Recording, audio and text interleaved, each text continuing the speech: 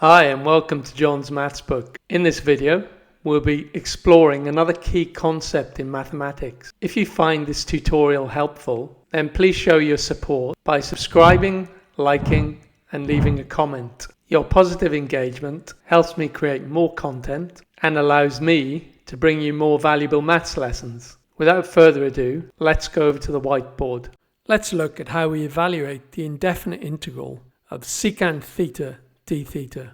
To evaluate this, we are going to need to manipulate the function and use integration by substitution.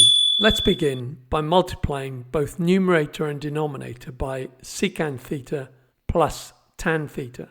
And this will give us the integral of secant theta into the bracket of secant theta plus tan theta divided by secant theta plus tan theta d theta.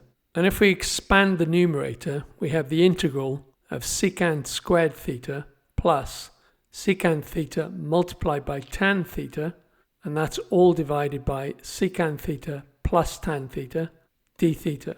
And if we make a substitution where u is equal to secant theta plus tan theta, du by d theta is equal to the derivative of secant theta, which is secant theta tan theta, plus the derivative of tan theta, which is equal to 1 divided by cos squared theta.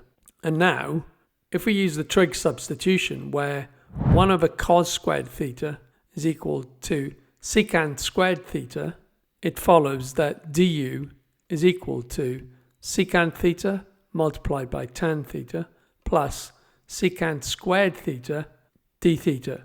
We can observe that du is equal to the numerator of our integral. Substituting in for u and du, we're left with the integral of 1 over u du, which evaluates to the natural log of the absolute value of u plus a constant which we'll call c.